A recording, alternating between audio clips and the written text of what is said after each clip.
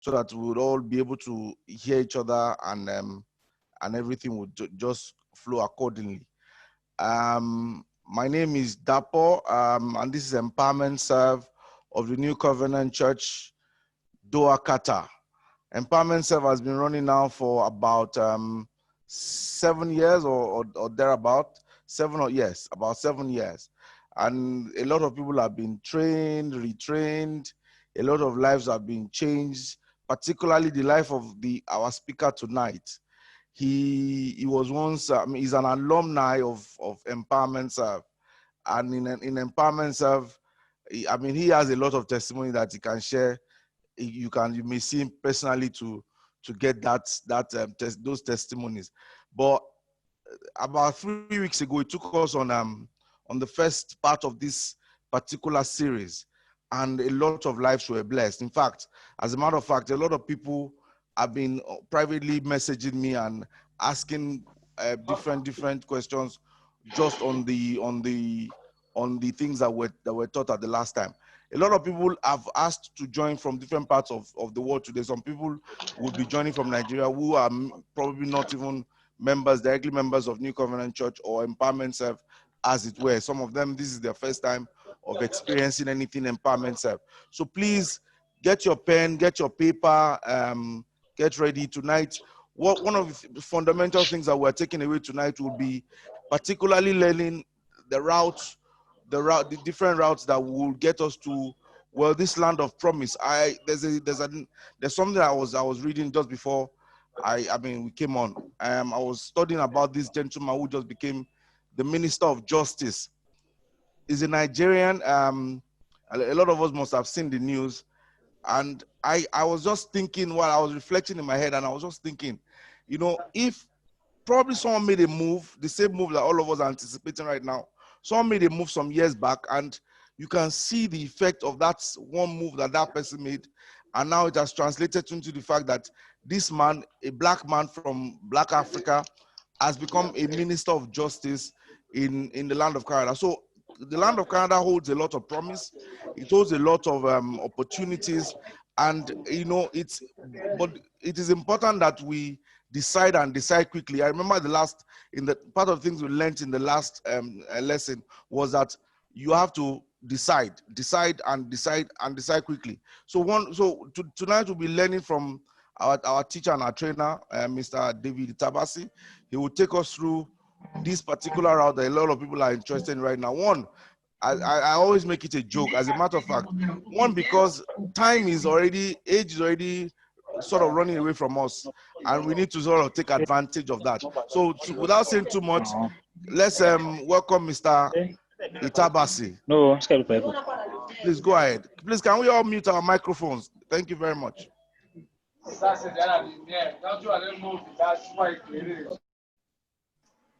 Good afternoon, everyone.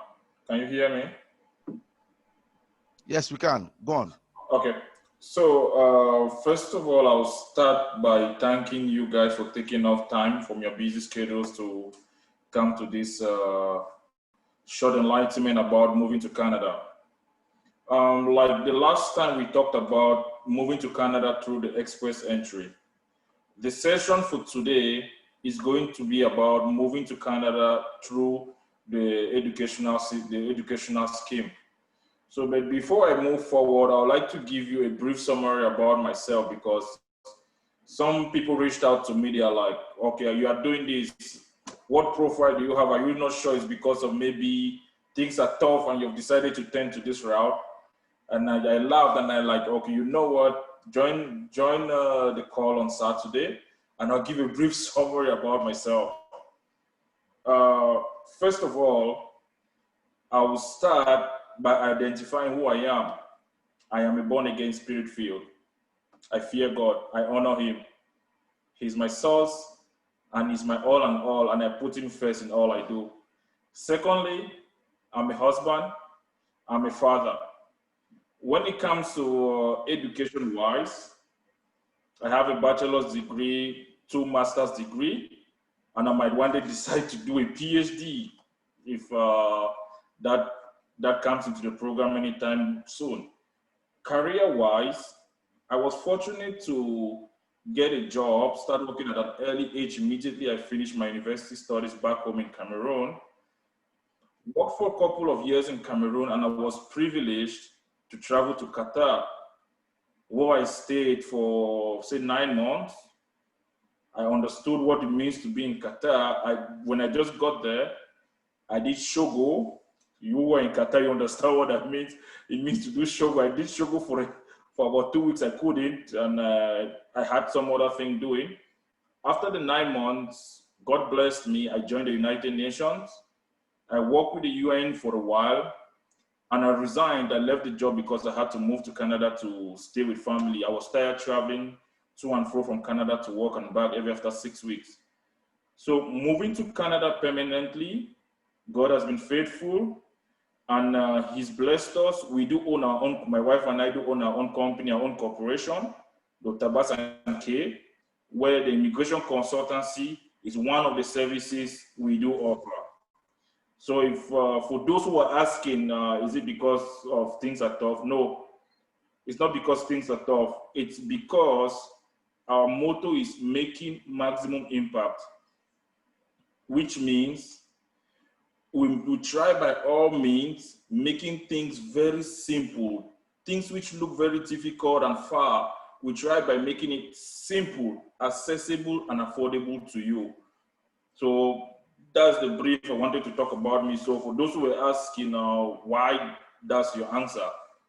So we'll move forward to our main theme of the day, how to move to Canada through the educational method.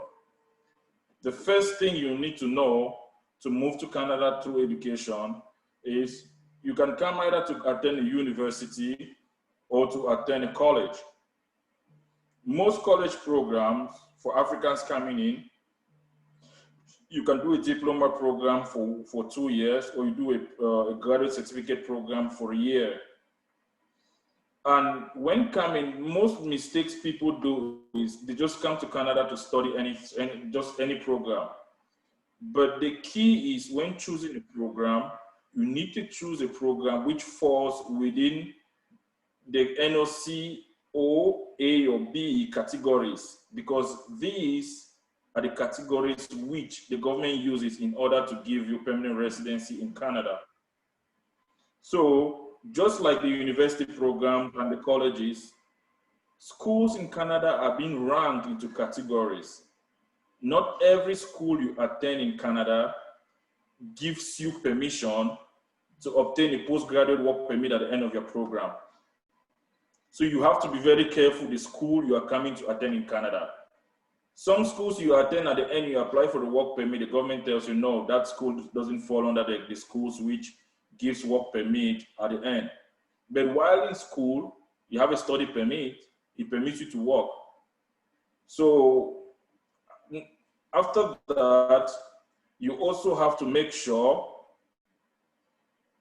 your program you study. Sorry, can I just interrupt you a little bit? Are we all able to hear? Is everyone able to hear what he's saying?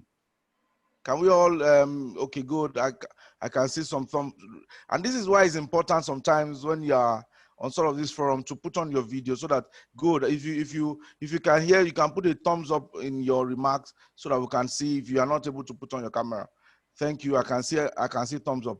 Okay, please go ahead, sir.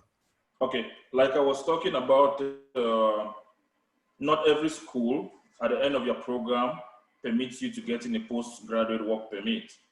Postgraduate work permit is just a working permit for everybody who have gone to school and completed their studies in Canada.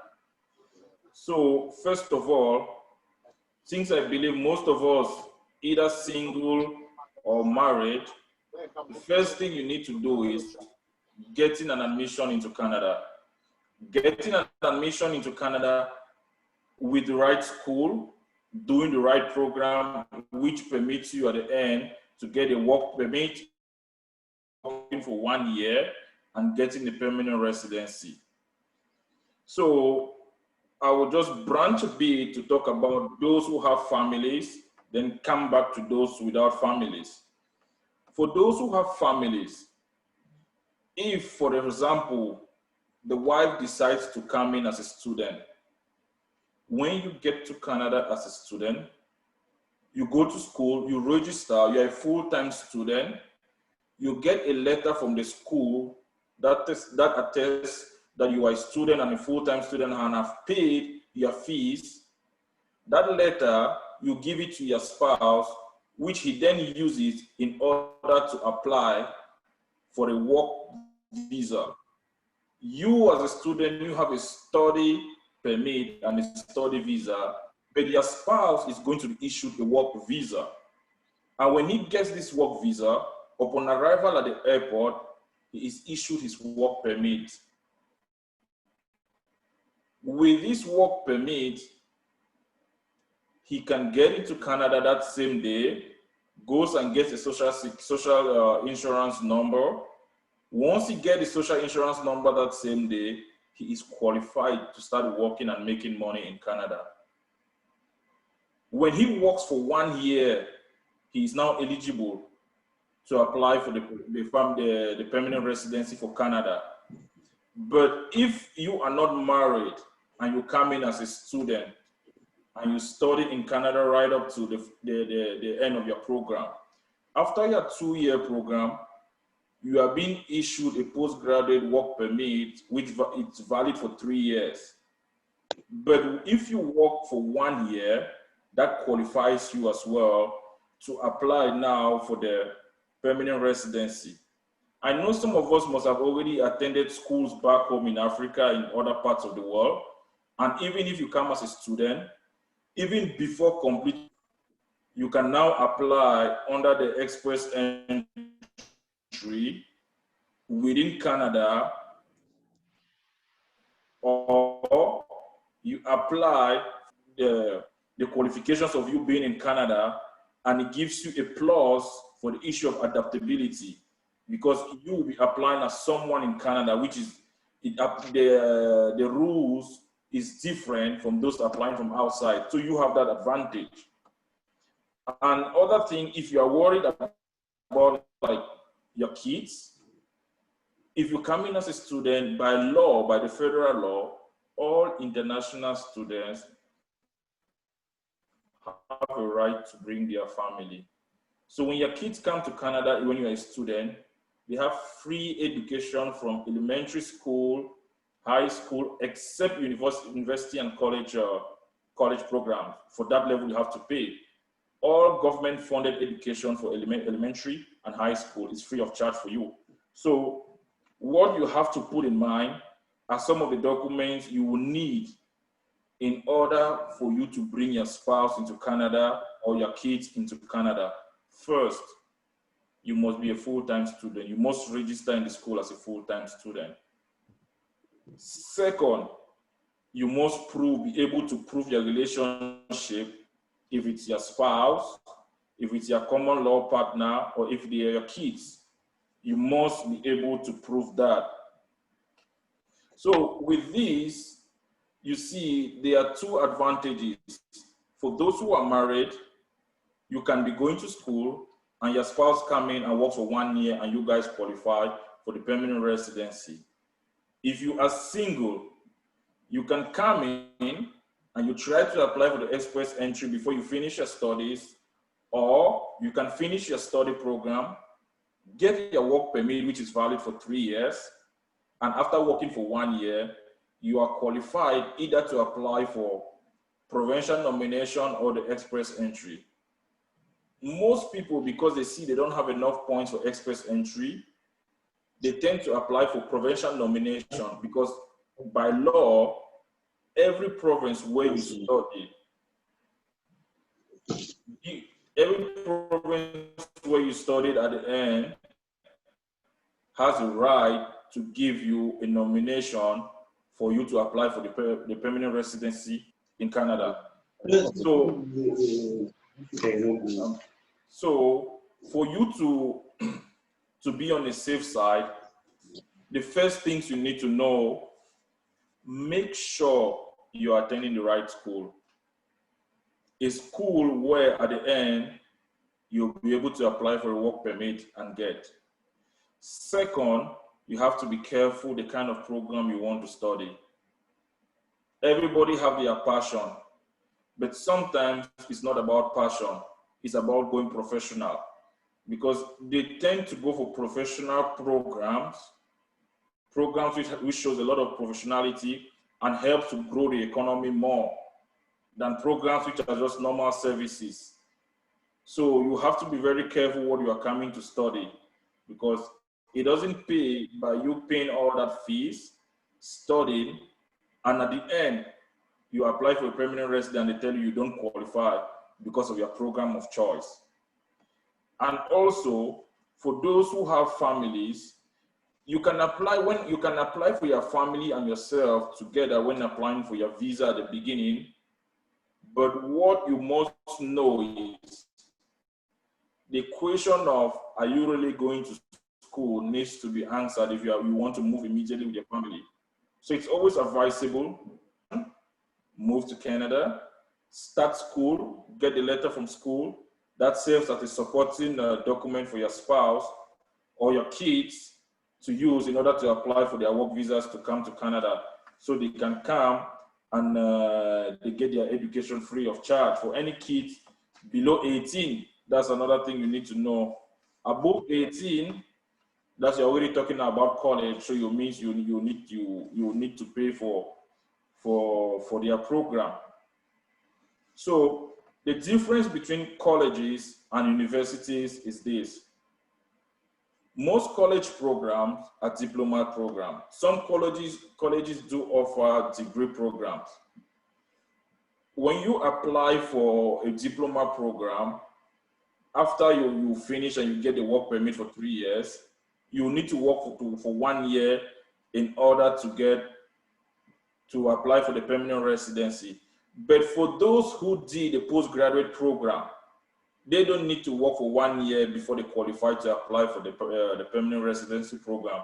Immediately they are done with their studies, they are automatically qualified to apply.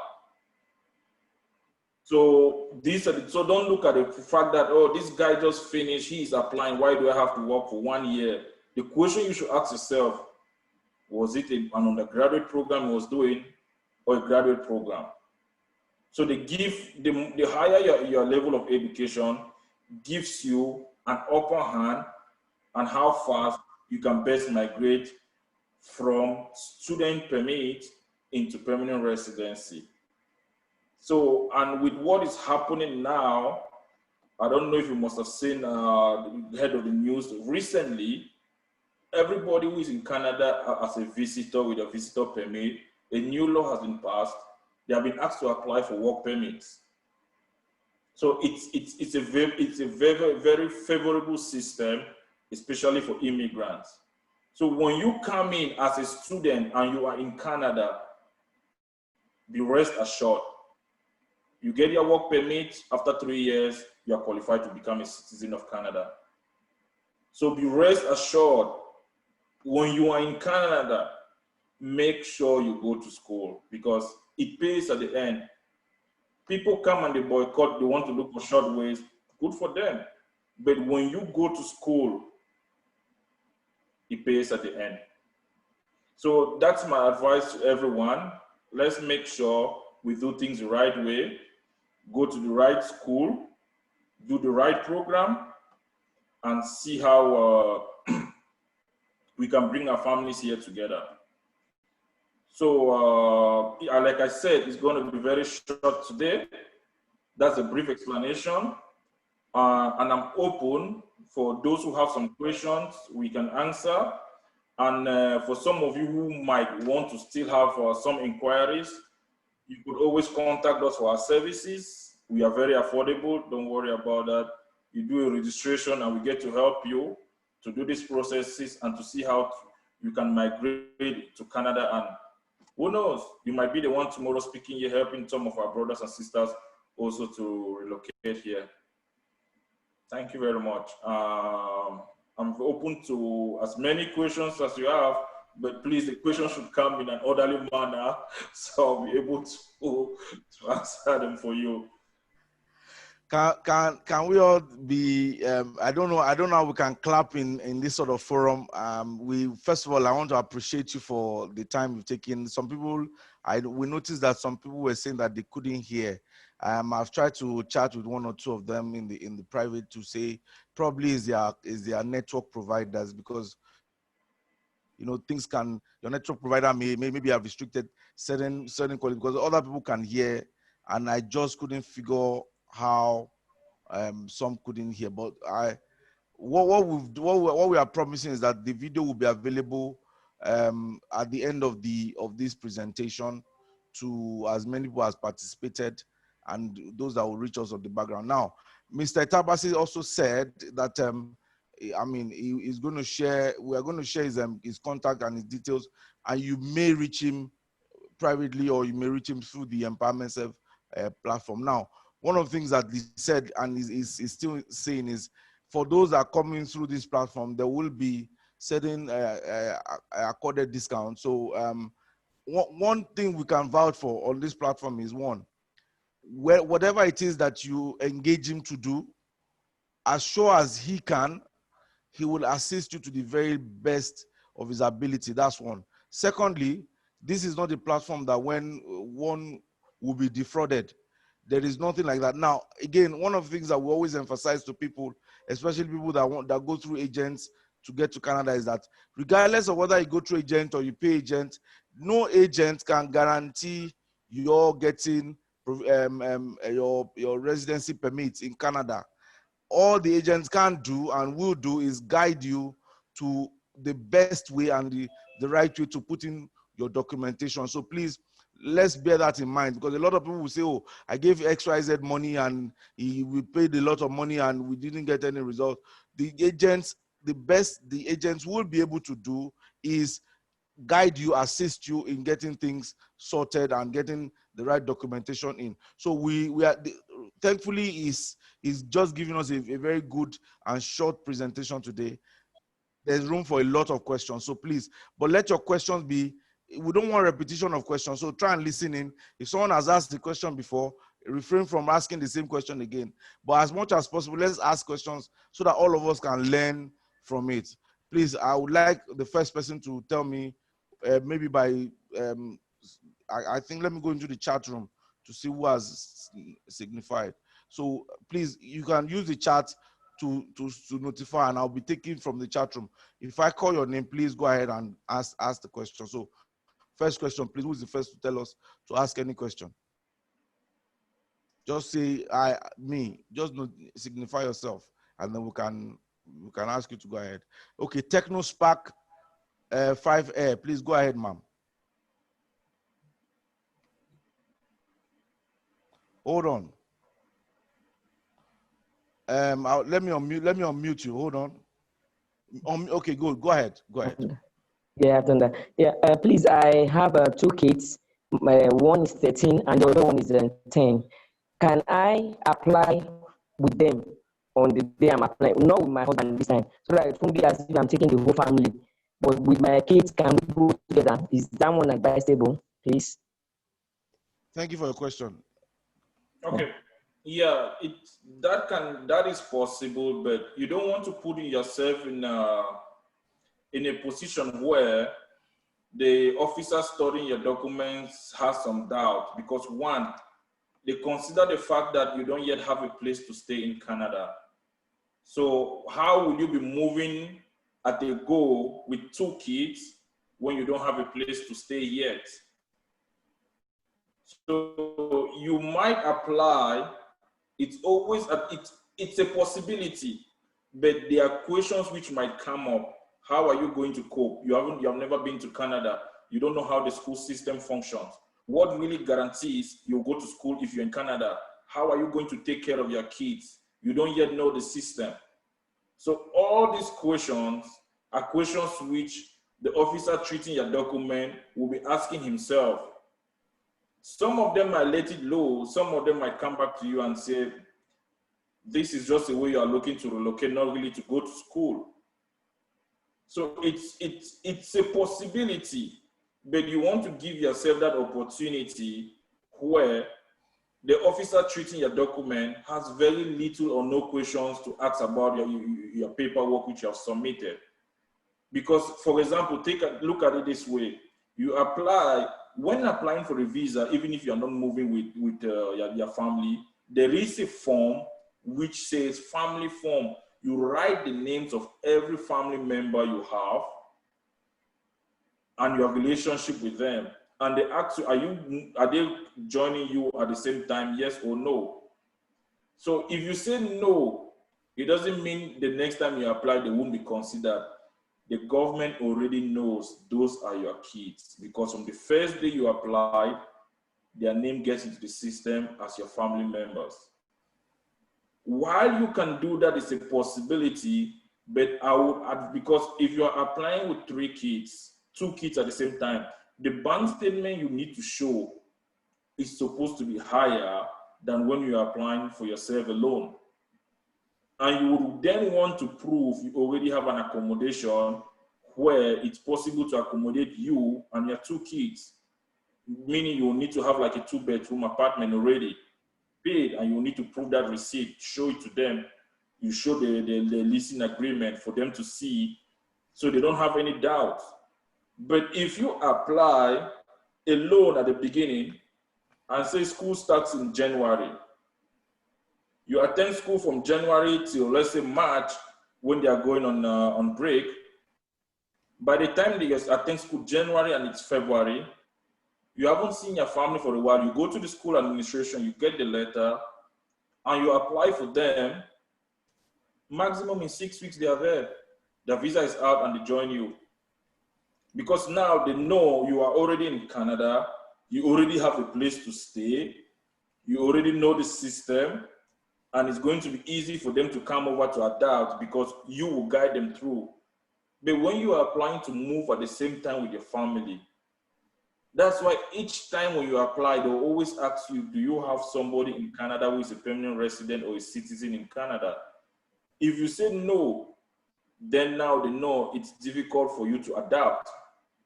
And if it's difficult for you as an individual to adapt, what about if you're moving with kids?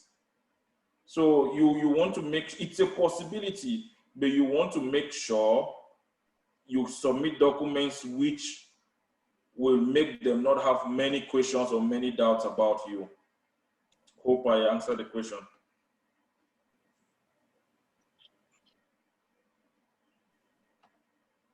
I can't hear you. It's like your mic is muted. Sorry, can you hear me now? I can hear you now. Okay, so that we'll be able to answer everyone on time, please ensure that we'll stick with as short a question and answer as possible. Now, there's a question that says, how do you know a college or university that is recognized to give PR after studying? And immediately after that, Mr. Folonshaw, you can please ask a question so we can answer together. Okay. How do you know? That's why we are here. Yes, that's one question. I want the other brother, my brother, to ask his question. Please go ahead, sir. Okay, let me just write that question. You can unmute. Mr. Foley, please. Okay. Hello. Yes, go ahead, please. Yep. Okay. I have 4 questions, and one of the questions will come up from the answer to the question you gave just now. I'm also thinking along the line of sending my wife to study in Canada. But remember also, when you are applying, you would state that you're married and you have kids. In my own case, I have 3 kids. When the consular asks you that, okay, how are you going to manage, schooling there while your kids are not with you? How are you going to cope? How is your family going to cope in Qatar with you leaving your 3 kids behind? That is one question.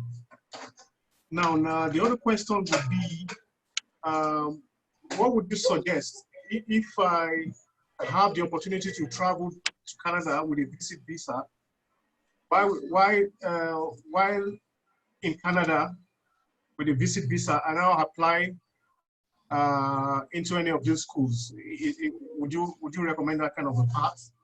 or you recommend I What's apply? happening? Go on. Yeah, or would you recommend I apply for the student visa straight from Qatar and moving? That's question 2. And I think it was 2 or 3 years back, a lot of people moving to Canada from New York, going by road, you know. What's the fate of those guys who use that option? And is this still a viable option? Yeah, so that's basically my 3 questions. Thank you. I hope you got the question. Let me just Okay. run you do the question. The first one was leaving kids behind going to go for study. How do would the consular not sort of raise this question of how do the kids that you're leaving behind, how would they cope? So that's the first question. Second one will be the visit visa. Should it toe the line of going through the visit visa and then internally request for seek for an admission whilst he's gotten the visit visa? And the third one is the issue of asylum seekers, the fate of those people, how are they and all that. So please go ahead and wrap it up. Then remember the other question about knowing the particular universities and colleges that give PR after study, which I think you've answered graciously by saying that is why your services are available. Okay, so please go ahead with the other question. Yeah, for the first question about knowing the right school, that's why we exist, in order to help. Those are one of our services to help you so you get to the right school, to do the right program, and we'll do all the orientation. For the issue to manage, to answer the question how to manage you moving to Canada without a family, that's why I mentioned about they give you a family form. That's why it's advisable you move alone at the beginning. Once you move alone, your spouse stays behind. They know one person is staying behind, so automatically they know the spouse who is behind is automatically, and also they'll always ask, there's a family form. You don't just put for your spouse and your kid, you put for your brothers and your sisters and your parents. So they see your family tree and they know automatically if you are moving alone, so they see you have a family tree and obviously they know the kids can never be left alone.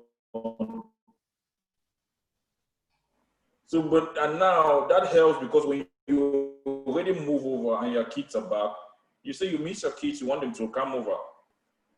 And for you to bring over your family, it's not that kind of invitation letter where you have to go submit so many things. No, you can sit in your house, you type it out, and you put the supporting documents, and that's good to be done. The question of changing your status from visitor's visa to like a student or so, it's not possible. Why I say it's not possible, because when you are a visitor in Canada, you are not permitted to apply for a study permit from within Canada, except you'll be doing an online application stating you're applying from outside Canada. Because these are 2 different statuses. A study permit is considered a temporary resident permit in Canada. But a visitor's visa, you're just a visitor, you have to leave. But a study permit, they consider you're already one leg into staying permanently in Canada. So except you want to do an application online, but stating you're applying from outside of Canada, which that will be considered. But stating you are living within Canada as a visitor's visa, they'll reject it saying you are not supposed to do that, because these are 2 different categories. You can't use a visitor's permit in order to get now a temporary resident permit. No, you have to make an application like you're from outside. Also, to talk about the people who moved, they came to Canada to seek asylum. Yeah, it's a possibility, but it's a route we know. How can I put it? It's a route where you don't know if at the end you'll be granted permanent residency or not. The day you go for your final hearing, the judge might decline your story. You tell him some can be approved, some are rejected. What happens to you if you are rejected? Because one of the questions I'll always ask you, by the time you come in as a refugee, you are somehow limited. because you live your life depending on that day. You stand in front of a judge in the court to determine your fate of staying in the country. But if you come in as a student, you have nothing to stand before a judge. The laws are there. Everything is there stated. Nobody is going to tell you any jack. You just follow it the way it is. You study, you finish, and you know the end before it comes. Hope I've answered that. Thank you very much, sir. If I cannot see any other notification of a question, but let me just quickly chip in my own. This is partly question and partly input. I've got a friend who is in Ottawa. I'm trying to call it the way they call it in Canada. The way we call it in Africa is Ottawa. In Ottawa, she moved with her family, and one of the stories that she told at that time was she had a challenge with getting the immigration officer to get her husband, because when they were applying, they wanted to all go at once, and she had a problem getting the immigration officer to approve her husband and the kids to join to go with her at the same time. However, she was fortunate to get a request from the immigration officer to state why she would want her family. So some people get this option of getting this second, like a counter offer to say, okay, please state to us why you want your family to join. And she was, because she's a lawyer, she's a lawyer, and she was going to study to advance her studies in Ottawa, and she was able to put a very detailed reason why she needed her family to follow, and then she showed proof of funds at that time. Now, luckily, they were all able to go, but trust me, even when they arrived, even with the help of the YWCA that usually help them, they had a lot of challenge for the first 1 week. It was a challenge, accommodation, moving from place, because they had never been there. And they were unfortunate to also go. They were granted this visa to go at a time when it was very cold. So cultural shock, environmental shock, and all that. So they faced that. But luckily, 2 years down the line now, they already have their PR. So we always say, I mean, this is always the good advice. Please ask all the questions with your immigration officer. These are your agent that is assisting you. Ask all the questions, and then you everything else will flow accordingly from there. Please go ahead. Who's asking the next question? Just to make a side note with respect to what you have said. Like when you come in as a student and you want to invite your family to come join you, you have a right to go to your MP of your region. You go talk to your MP, I want my family to come over. This is my situation, I am a student. Your MP will write you an official letter and put his stamp and include it in your application package. Because please, can you tell us what MP is so that a lot of people know what that means? Your municipal parliamentarian, okay. Let me put it in that form. The political leader of your region, he will give you an official letter stating you live under his constituency and you want to bring your family, you are tired of staying alone. He will give you an official letter which you also put as a backing in your application. Some people use it, some people don't, but it's your right and that's his duty for you living under his constituency. That's good. Someone asked a question, says, if I enter as a student, will I be the one responsible for my upkeep like housing? Yes, you have to. Because when applying to come as a student, you make mention you have enough funds to take care of yourself. And that's one of the reasons they'll grant you a visa, because you have shown you can take care of yourself. Housing, you can always come and you make arrangement for housing. People come and they come together and you rent a room. So it's they have affordable housing. The prices of housing vary with respect to the location you want to stay. We are still waiting for the questions. Tonight is the night where you have all the questions to ask. So we don't want a situation where after now, a lot of people are saying, okay, so what about this? What about this? Please go ahead. I think Foley has another question, and that will be your last question, sir. Please go ahead.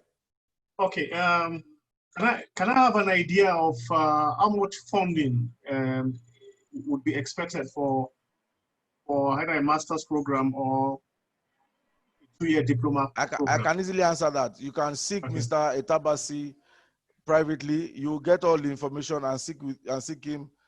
One of the reasons why we are creating this platform is also to make sure as many people go and seek Mr. Itabasi privately outside of here, so that you can get these easy services. I'm sure the charges will not be cutthroat, which I am. No.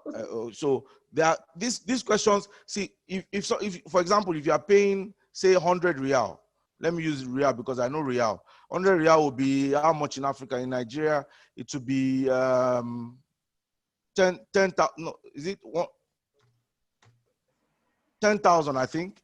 Let's say 10,000 in Nigeria. If you are paying 10,000, I mean 100 real or whatever the amount is, I don't know what is charging, $100. You be assured that you can ask as many questions. In fact, you can ask what his glasses that he's wearing, the strength of his lens. So please use that particular platform. I'll put the data in the chat room, and I'll also send it across to everyone who's joining. Now, please put your email address, because there are some people that are joining that I'm only seeing you in the Zoom room. If you would like to share your email address, or I'll put in my own email address, and also Mr. Etaba's in the chat room.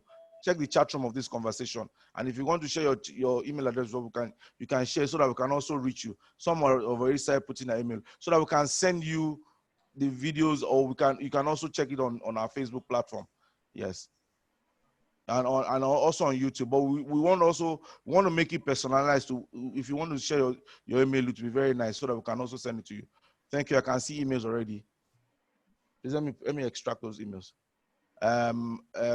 What other question? Then someone asked a question. It's like TechnoSpark had a question. Yes, someone said, how much are your charges? Yes, I'm seeing that. Will you be able to answer that question, sir? Like, if you want to know the charges, you come and we can talk about it in our services. Okay, sir. Okay, sir. I'm really waiting for people to ask the questions. I'm still not seeing questions. For you, some of your questions, you might ask even the questions about the express entry. If you think there was something we said over the last talk and you didn't really understand. Exactly. Okay. I also want to add a question. For example, now, if you've applied for a visit visa before, and then you were rejected at that time, and you want to sort of apply for another visa, what are the chances that you would I mean, I don't know how it works. I'm sure they would ask you whether you ever applied before. I think there's a column like that. Yes, they'll ask you if you have ever applied before. You need to know the reason why you were refused at the first place. When you know the reason why you were refused at the first place, then you answer that. You need to solve that issue. Okay, someone says, what is the age limit for express entry? Okay. Is the person going as a family or as an individual? Because if you just say age limit, people above 45 the person years. Said family. The person said family. Okay. You know, when you start with, yeah, it's a family. So the person above 45 years still qualifies, not only because of he might have passed age, but also depends on his work experience and his educational qualification. Age is just one of the criteria that gives some points. For example, if age gives 15 points, if you are above 45, you lose that 15 points. But if your spouse is below that age, she gets the point, he or she gets the point. So what really gives you points is not the age, it's your work experience, your educational qualification, your language score, and the sector in which you are working. So age is a factor, but it's not a determinant factor, because we see people coming to Canada in their 60s and they're still coming through the express entry. Yeah, they must have had 0 under the number of points for age. But you look at their experience, you look at their field of studies, that takes them way higher. So don't let age make you think, no, you don't qualify now. Look at your educational qualification, how many marks you score in the English language test, and also how many years have you been working. Okay, I want to ask a question. For example, if a young person, maybe say for example, someone that is maybe teenage years or just slightly in the category of a young person is trying to apply without the consideration of the parents following to school. How can you please give some sort of guidance on that? Okay, on that, first of all, you need to understand the child is very young and it shows he or she is under educational age. All you need to do, the parents will be the one to sponsor the child. It's always advisable for the parents to be the one sponsor the child, because sometimes we see people send their children, but they tend to take bank statement from somebody. Questions start coming up. A child is 18, qualifies for college and university. Once the child gets an admission, the parents' bank statement is there, and the parents need to prove a source of their income. So they need to show they are working, how they are getting that money, so that the officer, the embassy, should see a constant flow of money in order for that child to have a good upkeep while in Canada. So that's one of the key factors. Etabasi, how are you? Fine, thank you, sir. Yeah, I just want to quickly interrupt the project. I want you to talk to your brethren more as Empowerment Serve platform. Okay. When we get back to business, they will call you privately, fine. But on this platform, I want all the questions, like the question of Brafolusha, to be answered. And I want people to ask questions before the time will disappear, so that we know we are dealing with our brother. We are not going to cut onto the bill, whatever is the requirement of your company, no problems. But please take time to just look into it, answer some of these specific questions as much as you can, as our own brother. Okay. So that additional questions should be answered. And other questions, let individual ask about 4 or 5 people before the time will disappear. Or we keep you till 8:30. Please, I really want you to attend to that. I hope you understand me. I want you to attend to that of additional. Let me hear Etabasi cut into everything, one by one. So when we finish this platform, it's your business platform. Yes, sir. But now, yes, my dear. He actually did. He's been stressing some point, but I'm sure he would want to put some. Yes, I came in when Evolution was asking questions. Yes, so I want to hear from Etabasi myself. What is the question again? Can you repeat the question, please? Okay, let me repeat. I think he asked about living. No, I want additional to ask the question. Okay. Everybody that have any question, let them ask and moderate the timing. You can unmute, my brother. Fully, please. Yeah, go ahead. Okay. All right. I think so far, I asked close to 4 questions. I think he was able to answer the question on visit visa properly, and I think I'm fine with that. Now, I think for most of us in Qatar, the idea would be we want to push our wife first to Canada, while we try and slug it out here in Qatar. Okay, so we want to have an idea. How much should we have in our bank? How much should we be presenting as a bank statement to the consular before they can say, okay, they can grant a visa to our wife? And that is 1. 2, what is the average cost of for a master's program in Canada? To be precise, I'm looking at my wife going to do a course in probably in the line of nursing or something like that, which I believe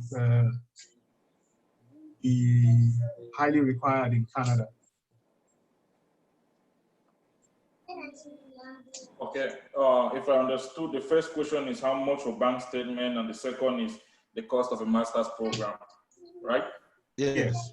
Okay. The first one, how much to be in your bank account, first of all, depends on the program he or she is coming to do.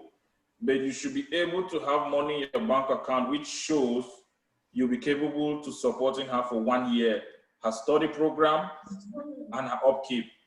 So it depends. For example, in Ontario, the province where I stay, is one of the most expensive provinces to stay in Canada. A school where you pay, let's say 10,000, in a place like Newfoundland, what you normally call Newfoundland, that same school will be paid like 3,000. If you go like to Nova Scotia and to Saskatchewan, that same school will be like 3,000, 2,000, 2,500. So it all depends on the various areas. And for example, an average master's program, be it now like in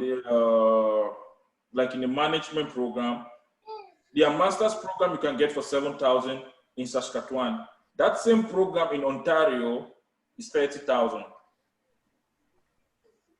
Ontario is bigger and more developed in terms of job-wise than Saskatchewan. Ontario pays a higher tax and cost of living is very high. So everything is expensive. But in Saskatchewan or say Newfoundland, schools there are cheaper. So the same program you are paying 30,000 in Ontario, somebody in the other part of Canada is paying 10,000 or 5,000. And why is this? Because universities are categorized, they are ranked. Like, let me use an example for one of the best universities in Canada for management or the MBA program, York University. To study business administration in York University is over 50,000 Canadian dollars. But to study that same business MBA in the University of Newfoundland is 7,500 and about 80 something dollars. So now the question comes in, which university do you really prefer? Do you want a prestigious university or you just want to attend a university to do that same program? Not that the other universities don't teach well, but the other one is because of the prestige and the name he has already made. Like anybody who leaves the University of Toronto, who did sciences or the IT, when he stands in the market, job market, with somebody from another university in Ontario, when they come to Ontario to look for a job, he's considered first because of the way he comes from. Because that area must be filled with people from that same school. So it's some form of some kind of school monopoly. So when you ask about the cost of a master's program, it would depend and vary with respect to the area. Like what we advise people to do is we prefer them coming to go to these smaller communities where life is affordable, easier for them to study. Then when you attend schools there and you pay a master's degree like 7,000, most expensive, you get like even for 10,000. When you are done, you might want to still stay there or you might now move now to the big side. But no matter where you stay in Canada, you'll still have a good life, depending on how you choose to spend your resources. Let me just say thank you. Over to you, Dapo, please. Thank you so much, correctly? Tabasa. I love that. Welcome, sir. And I think there was a question that he also typed and asked, and I think that has been answered because he was asking, would the choice of school not affect your choice of employment? And I think that has been answered by what Etabasi just said now about. I mean, let's liken it to, let's bring it home to what a lot of us can relate to. For example, I will use Nigeria as an example. If you studied in maybe Obafemi Awolowo University or University of Lagos, for example, compared to maybe someone that studied in, without trying to put down any school, maybe College of Education, Boko or something, you can understand in the job market, the preference will always be more for like an OAU or University of Lagos degree. So I think that's what Mr. Tabas is trying to say. Another thing is also be mindful of the fact that whether it is, like you talked about your wife trying to go study nursing is better, is preferable maybe go to the smaller, the communities where the education is cheaper, get into the system, because once you get a permanent residency, you become a Canadian citizen, automatically the education cost shrinks. All of these questions are for people that are coming in for on education route. Is you get to bear the cost. But again, one of the things that my friend also told me, the one that went to Ottawa, was a lot of people think that when you are coming to Canada, yes, you prepare your 1 year study cost. But if you're a very good student and you're a very attentive student, there are so many grants that these different schools offer, and you in your first semester you get all this, you'll be exposed to all of these grants. And if you are good with your course degrees and your grades are good, you can apply for these grants, and maybe the subsequent semesters you may not have to pay for it, but Canadian government will probably just want you to show that you can pay for the 1 year, like my brother said. So I think that solves it. Just to add to what you have said, please also enlighten us about scholarships and grants and all that from the empowerment point of view, please. Just to add to what you have said, you need to know when you come in as a student, if you start the first semester, you do it and things get very tough, you can write a letter to the immigration and to your school. You have some financial difficulties and you suspend your education, and your study permit serves as your work permit for you to work and generate money. So with your spouse coming in with a work visa, that work visa is not only for that small community, it's for the whole of Canada to work for any employer. So you are not the work visa doesn't limit you to an area. It's for the whole of Canada. It's a federal work permit. If things get tough as a student, you suspend your studies for 6 months, you go get a job to raise money. That they understand things do happen, so it's allowed. But you need to notify the school, so they can write now a letter to the immigration to let the immigration know. So you go hustle to see how you can raise some money to go back to school. But I always advise you make sure you finish your school. Mr. Tabasi, can I chip in? Can you be online with us for another 30 minutes so that we can also give more platform for the people? Yeah, I can give request? Thank you so much. Yeah. Please let the questions keep coming. Therefore, it is brother Etabasi, not Mr. Don't kill this guy. He's our brother. All this big title now. Okay. Can I go into the chat room? There are some questions that have been raised. Okay. Would the choice of school not affect your... Okay, we'll ask that. From your personal experience, what part would you advise to take? Express entry or education?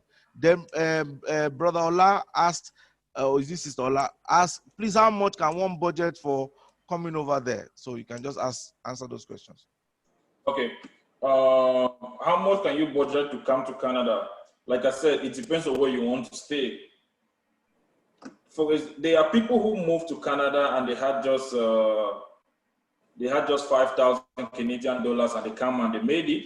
There are people who moved and they had over 50,000 and they come and they couldn't make it. It was difficult. It all depends on the kind of life you want to stay and the area you want to stay. I use an example of myself. When I was working in the UN and my family was here, before we had our own place, she just had a student room. I was visiting and people were like, you're working in the UN and you're renting a student room. I'm like, because I know what I'm doing, I'm planning ahead. We moved from there, got an apartment, God bless, got our first house, got the second. So it all depends on how you want to live your life. If you are an anointed spender, then you need much money. but if you are someone who is cautious with money, then you cut your code not according to your size, but according to the material you have. Thank you. But I always advise you to have as much money as possible, because also once you come to Canada, there are lots and lots of organizations that help people. For example, if things start going very tough, you can go to you're in school, you can go to the international office and you lay a complaint, things are getting very tough, they are strong. And if they know it's hard for you, first thing they want to know where you stay, and they can see then there are funds for that, and they see how to help you. A young lady we helped of recent that came here, she came, then we only discovered she was already 5 months pregnant, and she was in Canada. She's 19. The parents called me, yeah, my daughter is there, we just discovered she's pregnant, what are you supposed to do? I'm like, okay, first thing I have to drive, go see her. And when they took her to the hospital, they did everything. Because as a student, you have your health, insurance covers you, everything. Those are the advantages of living now in the smaller community. In the bigger community, they want you to pay money to go claim from the insurance. But in the smaller community, the insurance card is easily accepted. We went, everything was taken, and they made her a special program for school. Her teachers know she's having a baby. Her own program is separate. The school was like, okay, we'll give you a laptop, a printer, and everything. You don't have to come to class every day. The day you feel fine, come to class. If you don't feel fine, don't come. Your teachers will prepare your notes and your videos and send to you. So these are some of the advantages you have, which in many countries, you won't have that. So it's not about how much money you budget. It's about your vision. Where are you going to? Because if you know how far you intend to go, then I believe you'll make your plans and provision accordingly. Okay. Another thing that part of what I want to just chip in, since I'm still waiting for the question, but I'll just try and someone says okay. Well, that has been answered. There's a gentleman that I know also in Alberta. He was my classmate in secondary school. He also moved with his family, and then both of them applied to study in Calgary. And at the end of the day, the husband dropped out while the wife continued studying. And they wrote, like you said, they wrote to the school, and that the husband wanted to, they wanted to raise money because they couldn't afford certain lifestyle anymore. And the husband was granted. He was doing like multiple jobs. One of the things that I heard from what I was saying was that he was able to become a Uber driver at the same time whilst he was holding a regular job, and still being able to take care of the children, because the regular job was in the afternoons. He would take care of the kids in the morning, and he still had his Uber time to be able to do his Uber drive. So Canada offers a lot of opportunities, for a lot of people that are still asking this question. One of the things is, like my brother said in the last empowerment serve, decide now.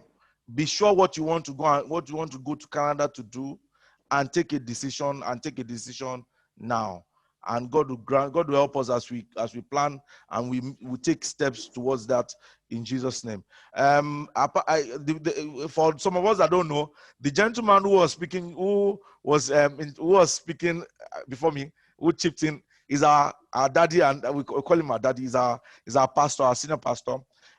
Is our leader here in Qatar, in NCC Qatar. For those of us that are joining from through other platforms, he's been very helpful, and he's one of the people that facilitated this particular platform. And I just want to use this opportunity to thank him. And Mr. Etabasi, too, like I said, is an alumni. Bro Etabasi, correct. I don't know why this Mr. is coming into my mouth. Bro, we don't use Mr. when we are talking alone, so please don't. The Mr. is just for formality's sake. And I don't even use bro, I just call him Etabasi. The bro is just for church, But Etabasi has been kind to. Is an alumni of Empowerment Serve, and for those of us that have not heard his testimony was duly shared in the first series. I would try and make the video available to those that didn't have it. But again, if you didn't have it the first time, it's on our Facebook platform, it's on our YouTube platform. We can share the platform link with you in your email, and then you can go check it out for yourself. Any other question? I'm still waiting. Yeah, it's better to apply from Qatar or your country of origin. Okay. Yeah, that one is a question. Are you in Qatar? What's the validity of your Pataka? When is it expiring? That's the first. Tabasi, you are still speaking Pataka. That's a good one. Very good. Because that has if it's showing like it's soon going to expire, then apply from your country of origin. If it still has many years, then I'm sure you are applying from Qatar, because you don't want to show you are applying from Qatar when your ID has just 6 months. It will be like you are now trying to run from Qatar. You are looking for an exit road. But if it still has valid years, yeah, you apply from Qatar because you prove your status in Qatar. But you can't prove a 6 month status. They are like, oh, your status is coming to an end. You are looking for the next moving zone. So if in that case it's about very valid point. Yeah, so you need to work about that, because normally when you're applying from a country which is not your country of citizenship, you need to prove it. You need to prove why are you in that country, if you're legal or not. And I think this goes to those people that are, I mean, there are lots of people that are applying at this present stage applying. Please, if you are applying right now, gentlemen and ladies, if you're applying right now, if your even if your RP is, because most of our RP is 1 year renewable, so you can renew your RP for 2 years, just for the purpose of applying. That gives you a better standing. It makes them know that.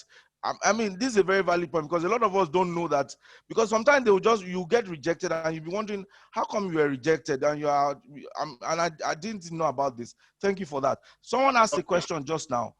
What if I have a degree in computer maintenance, but want to start back in year 2? Is it possible? Yes. That's one question. Then another person says, how can I gain admission in the low tuition universities in these provinces, Newfoundland, Nova Scotia? We can apply for you to get admission to those areas. Okay. You didn't answer the other question of computer maintenance, but I said want to possible. start back.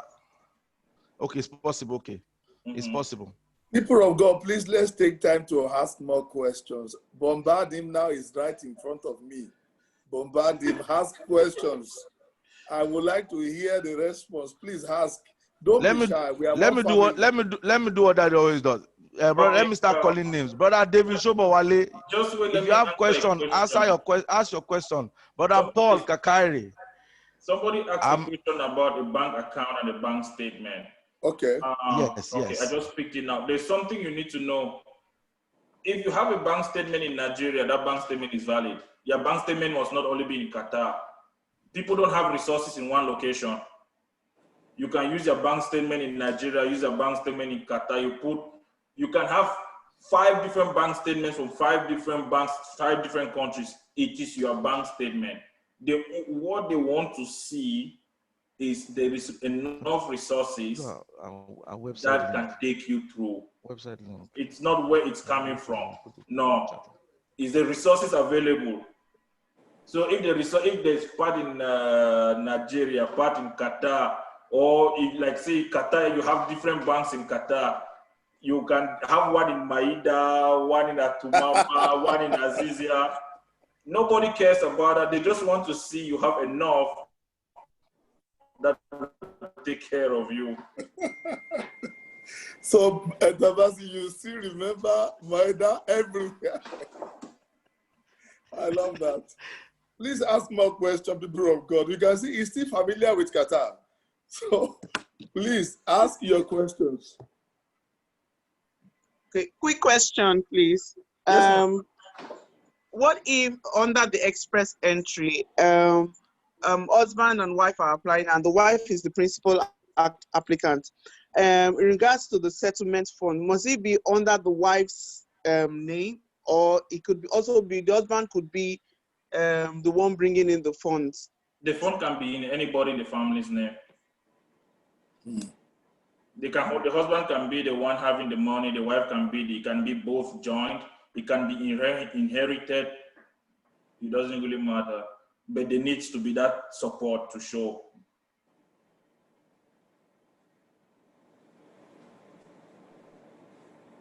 That's a very good one. Yeah.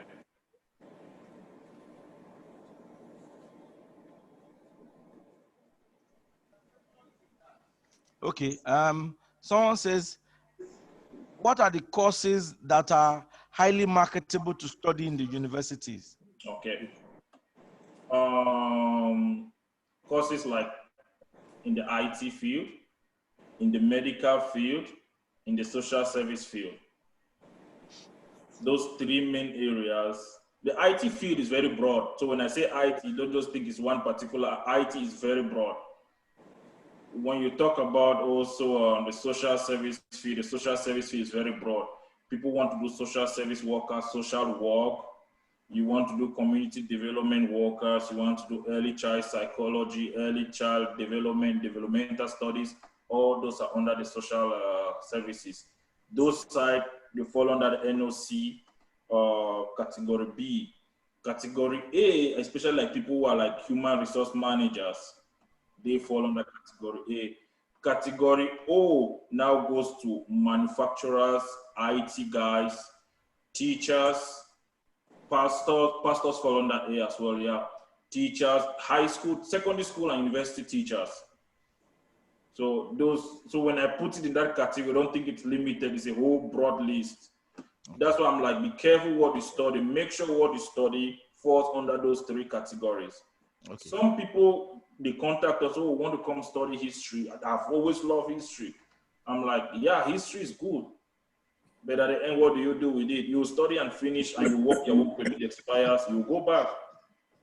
So you have to do something. And I always advise people who come through us, always try to do something which you can be self-employed. So that if tomorrow you don't have a job as employed for the company, you are a freelance consultant. People call you and you take your short contracts, you go do them, they pay all your money, and you are good to go. You are the boss to yourself. So there's a question, it's always good to do most of the things in this field. Okay. Thank you so much. There's another question. It says, at what point do you present the bank statement? Is it during application, paperwork, or at the point of entry? You prepare you present bank statement when applying for the visa. Okay. Then another person asked, I have a poor degree in my first degree. Can I still apply for a master's? It now depends on they had a degree in what? That's the first thing. Okay. I'm sure there will be a rejoinder. Then another person, I think you've answered this question. What about is teaching? How about is teaching job? I don't know what that question. I think teach here. Yeah. To teach here, you need to go get a certificate license to be a teacher. Okay. Yeah, teaching is not bad. Teaching in the high school. Let me not go to university. Teaching in the high school, teachers do make money. They make around not bad, about 100,000 a year. That's fine. So, but you have to prepare your mind to take up with the attitudes of the kids here. You know, they are not like the kids back home in Africa. So you have to prepare also your mind to take that from them.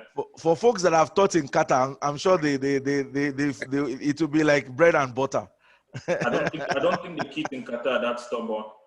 Oh dear. I'm honest. Well, because Pastor Neva will be able to maybe assist us with that particular reference point. Reference point is good, but this is the Tabasi now. We know Qatari, but we don't know about this. I'm interested in that dimension. How stubborn? Could they come to class with gun or what? No, not arms. In the stubborn is, these kids know their rights. So they say, and they know you don't have a right to shout. You don't shout at the kid. You don't beat them. So they talk to you anyhow with no respect. With the culture of an African man, you know respect. But kids come, they talk to you anyhow, and they can sabotage you. So the only thing as a teacher you have to put in your head: come to class, teach what you're supposed to teach, walk away. That's it. Okay. Somebody just asked if they can come in a visitor's visa and decide to stay back. If you come as a visitor, if it happened you were in Canada before August 22nd, because they just passed a new law, everybody was in Canada before August 22nd. Under visitors visa, the government has given them a right to apply for the work permit. But if you come now with a visitor's visa, after 6 months, you need to go out and come back in, except you apply for a visitor's record. A visitor's record, some of them are 2 years, some of where you can stay for 2 years or 4 years without going out.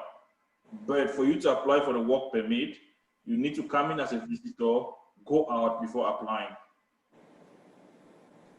Then someone, okay, before, so we don't miss out the question. Someone says, what is the minimum grade for applying for a master's? Depends on the master program you want to apply for. So most of those things, like what we advise most of our people back home, when you look at their qualifications, they can't. Some of them we advise them to go do a graduate certificate program. Okay. Yeah. Okay. So there's some very valid questions that I think you may be able to touch them. Someone asked, what about account? Please, if you want to ask question, let your question be clear so I'll be able to read it clearly. What about accounting job there? What are you asking about that? Then let me quickly jump. Is it possible to change your master degree from that of the first degree? Very valid question. Change your master's degree from first degree how? Like for example, if you have a first degree in I don't say change your master's if you have a master, degree if you have a first degree in building technology, and you want to now study masters in say. Okay, for example, it all depends now on the program you want to study. That's why the first degree is called a bachelor's degree. It's not you don't master anything. So the master's degree now would determine if you meet the minimum criteria for that program you want to study, because every program has a minimum prerequisite they ask. So the program you want to do you have the minimum requirements for it? If you do, then you're good to go. Okay. Then the other question is, please elaborate more about HND and degree in getting postgraduate admissions as it relates to class divisions you graduated with, first class, second class, and so on. If you have an HND, coming here, you have to come and do either a diploma program or a bachelor's degree program. Okay. Yeah, you can do a postgraduate program with an HND. An HND is not up to a bachelor's degree. Even though it's professional, but it's not considered up to a bachelor's degree. Okay. Then another person asked, I have a friend, he got a job in Canada from Qatar. Can you tell us how possible is that, and tell us what are the processes and is it advisable?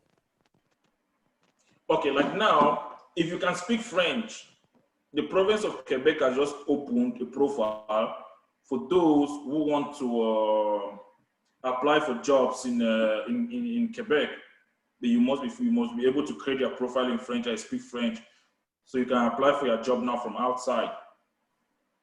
People do get job from outside, but for you to get a job from outside means they have looked for somebody within Canada and not. But Quebec, because it needs more people into their province, have opened it out for people out of Canada, but you must know French. Okay. Then the other question is, someone says, does seeking asylum still work for people? I think you answered that question before. You may still touch it, but let me ask again. He said, if one spouse is above 45 years and the other below, would you advise them to do joint application? Depending on the points they have. If one person has more, if you do it as an individual, you have more points. You can go as an individual. If you do it both of you and you still have high points, you can still go both of you. But if you do it as an individual, this is it. You have to come, be a permanent resident, then sponsor your family to come over. But if you do it jointly, you all move at once as permanent resident. So that's it. It's a hard choice to make, but you have to evaluate the points you get when doing it together or when doing it as an individual. Like I said, it's not necessarily the age. You might have passed 45, but the number of points you have is far above somebody who is even 30 because of your work experience, your profession, and your educational qualification. Age is just one. So let's say you are losing, for example, an examination has 4 parts, and you have 0 in 1 part. You are still working on 3 parts, and it's 100. Let's say 100%, and you lose 25%. You still have 75%, which is not a fail. It's not a fail mark. Okay, another question. It says, okay, the person has asked the question again better. It says, is accounting job easy to get, and is it a well-paid job? I would answer that question. Go research. But I'm sure my brother will want to answer. Go research. Go research. There are things, a lot of information online. Accounting job is easier, but there's one thing you will need to know. The first thing you'll always ask you, do you have Canadian experience? So you'll need to come and familiarize yourself with your accounting, how they do it here. I know accounting is accounting, but nobody is going to trust you coming from a different system without knowing you have practiced in their system. That's a very valid point. Someone says, what if I have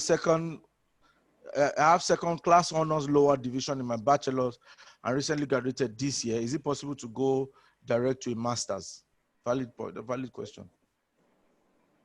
I didn't get that, sorry. The person says they have second class honors, second class lower in their bachelor's and recently graduated this year. Is it possible to go directly to do masters? That's what, like I said, it now depends on the program you want to do. If it's a very high competitive program, it's competition, and it depends on the area.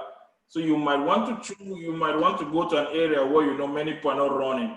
Like, for example, you plan to do something like an MBA. I would not advise you to come to Ontario, because all these kids from China, India, these kids who are their score, their GPS is 4 on 4, and they're moving from the UK, others are coming in.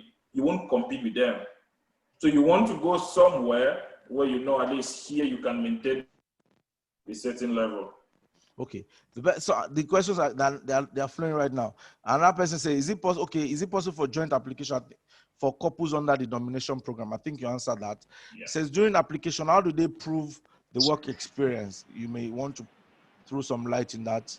Okay, to prove work experience, they'll need you'll need letters of where you work, stating your position and the.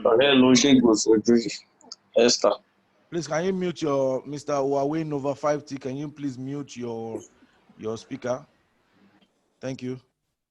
Okay, I think you've answered that. Let me jump to another question. Good evening, sir. Sorry to disturb you. I just joined the group. I'm owner of HND in accounting and business management in Cameroon, in French diploma. You have French. Like my brother said, once you can converse in French, immediately apply for a job in Quebec. My brother would further tell you, he just wanted to know how to get in Canada for job as francophone and very fluent speaking. You speak to brother Itabasi. Please go ahead and answer that question, sir. Okay, what I want to do is just 1 minute. I'll just put on the link now. Just let me connect this and get the link. Well, I'll put the link now. You can go do that application. Okay. Then another question I said, and I think I can answer that so easily. It says, is it all schools that require IELTS exam? To enter Canada for any reason, for whatever, you must have IELTS. Not all schools require them now because not all schools require them. I've been schooled. Because they have discovered many people do their studies in English, and some schools it doesn't really matter depending on the program you want to do as well. Okay. So that answers your question, sir. Not all schools. Okay, I am putting now the link for those who want to get jobs in Quebec. I have just sent the link to the forum. Thank you. So God bless you. To everyone, so you can click on that and go read more about that. Yes, for francophone speakers, and see, one of the things that my brothers and sisters, if you don't know how to speak French now, you can learn French now. So I mean, everything is about. They say preparation meets opportunity equals success. You've got to prepare. If I want to learn to speak French, say by the end of next year or by the middle of next year, if I start to aggressively prepare now, I can at least be able to converse, right, and then be able to get an opportunity. I know a gentleman who went to school together in Ife, and he didn't know how to speak a word of French when we left school. This guy went to Alliance Francaise for 2 years while a lot of us were busy scouting for a job in Nigeria. And he got, now he's in Quebec. He speaks French like he's eating fufu right now. He speaks it so fluently. Even me, I'm like, really? This guy didn't know a word of French when we were in university. So, like I said, it's about preparation. Yes, we are getting to the time when because we asked for additional time. So, Please, Dapo, before we go, let me hear the voice of Shidiadi. Okay. Shidiadi, you don't know Etabasi again. Unmute and talk. Well, I can see him. You know, they hear. Oh, unmute it. Your wife, they watch you now for online. You don't want to say one word? I've been asking a question. I've been asking questions through the chat room. Okay, ask one now without the chat room. Let us. I was the one that asked about the accounting job. Okay. That's why I answered him to go and research, because I know he was the one that asked. He knows that. That's why I asked. I tackled him. I want everybody to talk. Toyeshe is there and he's very quiet. Why And I know.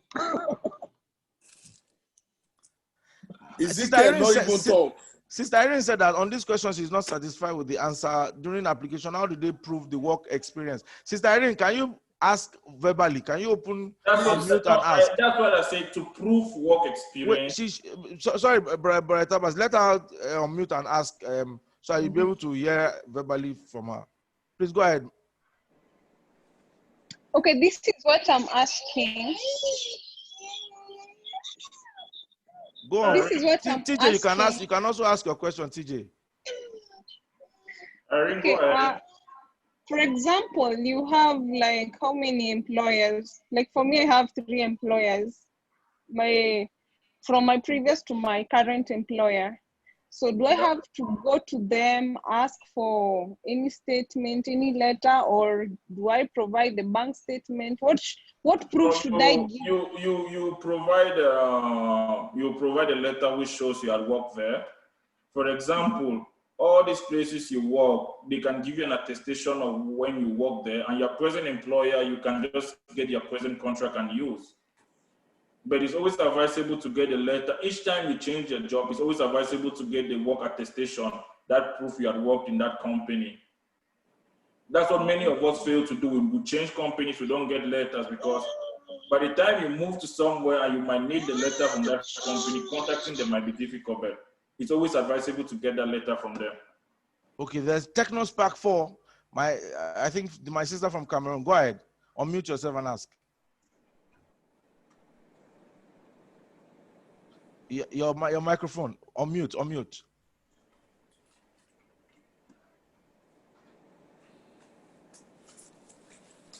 Okay. Sorry. Yes, Go I'm ahead. the one that a francophone. Yes. So I just came in Nigeria for my wedding. So I waited. Speak clearly so that we can hear. I said I just waited on the 8th August. So I'm still in Nigeria. So I just joined the group to know. For me as a francophone, HND degree, you said just send the link. I want to know the process is just to go on the line and check about the job opportunities, or there's another process for the access, because we are talking about pathway. So I want to know the starting before get into the job, apply for a job, or know the process in Quebec. Okay. So I want to know. That link, with that link, thank you, sir. Click on that link, it gives you a list of jobs. Yes. You apply to anyone directly. Interviews are going to be scheduled in September and October. That's how soon they'll start the recruiting. Go to the link, click on it, apply, click, and you see jobs will come in, and create your profile. It has to be in French. Have you understood what I'm saying? Il faut ouvrir cette ligne. Yes, I'm getting it. Regardez là-bas et choisir n'importe quel poste que tu sais que tu es qualifié pour postuler pour ça. OK. Merci, monsieur. Merci, c'est gentil. Yes, sir. I just want to appreciate you, Tabasi. I really want to say thank you for the time given. The Lord will reward you. Amen. The Lord will bless your family. Amen. And He will multiply you in the land. Amen. And you will be a source of encouragement to many. Amen. Thank you so much. I can just count on the fact that God will use you to help people that have overstayed here and they are longing to be in Canada. Whatever you have the capacity to do, please do it as unto the Lord and not as unto any man. And the Lord will reward you. Thank you so much. I appreciate everyone. God bless you. God bless you. But Thomas, thank you so much. In fact, Daddy has said everything. He's rounded it up. He's completed it. He's finished it. One of the things that I want to tell everyone, please, as many people, please, if you can share your testimony with us.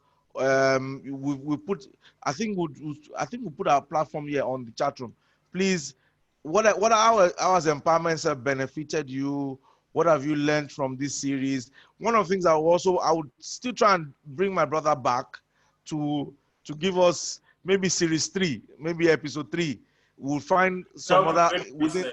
Yes, we'll find a way to bring you back also. But we really appreciate you. God bless you, like Pastor Debo said, and please keep in touch. We've sent the link. His contact links, his email address in the chat room. Please try and fetch it and you can reach out to him. Share it again so some of them can see.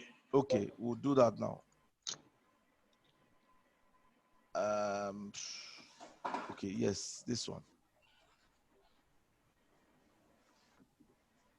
See it, you see it now. It will be the last one you see. So that's it. You've got his email address, itabasi at letabasandk.com. And then his website is there and his phone number is there. Now, the number may change from time to time, but please save this number and save the email address and reach out to him. He's very accessible, he's a very helpful person, and there's no question that is too big for him. Ask all the question. And like Daddy said, do it as unto the Lord, brother Itabasi. Okay, thank you guys. Brother Paul, Sister Toyin, Brother Victor, Mr. Adeshino, Mr. Foley, Mrs. Adeshino, everyone, God bless you. God bless you. I didn't hear Brother Toyin speak. Muiwa is also here. Shobo, you asked a question. Some people are running away now because I'm calling names. God bless you. Have a good evening, everyone.